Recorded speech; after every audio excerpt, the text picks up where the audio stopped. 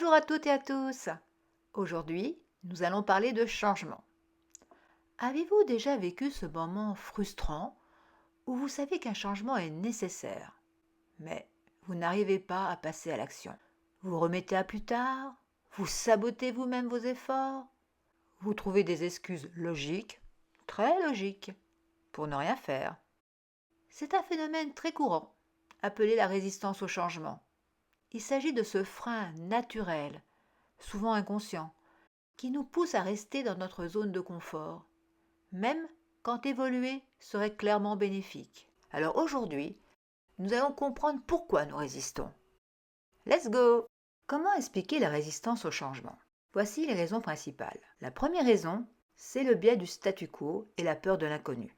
Nous avons naturellement tendance à préférer ce qu'on connaît, même si cela n'est pas satisfaisant. C'est humain.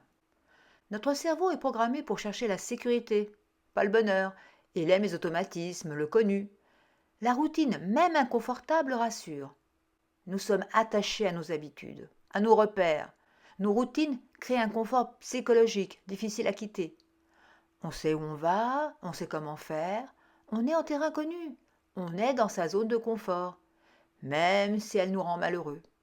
Ainsi, par exemple, on reste dans un job qui ne nous plaît pas parce qu'on le connaît. Et cela pourrait être pire si l'on changeait. Ce qui nous amène à la deuxième raison. En changeant, on va vers une situation inconnue qu'on ne maîtrise pas. On risque de perdre le contrôle de sa vie. Et là, c'est la deuxième raison, la peur de perdre le contrôle. La situation de résistance au changement s'amplifie si un autre élément rentre en piste, la peur de l'échec. On redoute de ne pas réussir dans cette nouvelle situation. On manque de confiance en soi. On se dit « Je vais me sentir vraiment nul si j'échoue. J'aurai honte. Je ne préfère ne pas essayer. » Et si jamais cela fait écho à des expériences négatives passées, le frein au changement se solidifie. J'ai déjà essayé et cela s'est mal passé. Les expériences passées négatives jouent un rôle crucial dans la résistance au changement, car elles nourrissent une perception de risque et de méfiance. Ces souvenirs négatifs alimentent des craintes de répétition des erreurs, voire la conviction que le changement ne mène qu'à des résultats défavorables. Cette peur de l'échec peut s'associer à un autre motif qui est lié à nos croyances limitantes. Je ne suis pas capable. C'est trop tard pour moi. Je suis comme ça. Je ne peux pas changer. Ces phrases, on se les répète comme des mantras négatifs. Mais ce ne sont pas des vérités. Ce sont des croyances apprises et répétées et que l'on considère comme vraies. Les croyances limitantes, souvent inconscientes, sont des convictions profondes qui bloquent la capacité d'une personne à accepter le changement. Elles génèrent une forme d'auto-sabotage. Ces croyances peuvent être nourries par des expériences passées, des normes sociales ou des influences culturelles. Elles créent une sorte de barrière mentale, limitant la vision d'opportunité et d'évolution possible. Face au changement, ces croyances entraînent souvent une résistance par peur de l'échec ou de l'inconnu.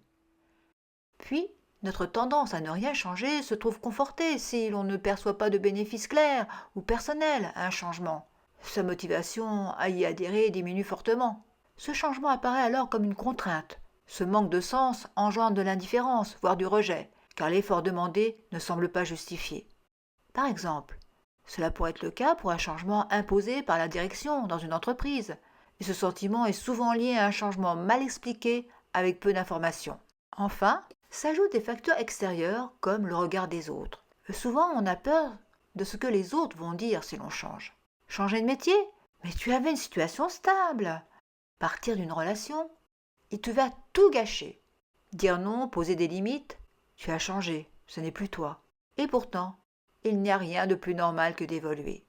En résumé, résister au changement, c'est normal et c'est humain. Mais derrière chaque résistance, il y a une opportunité de grandir, de mieux se comprendre et de vivre mieux.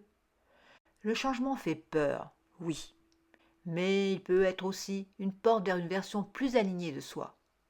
Nous verrons dans l'épisode 2 comment franchir ce seuil de porte pour avancer. Alors à bientôt!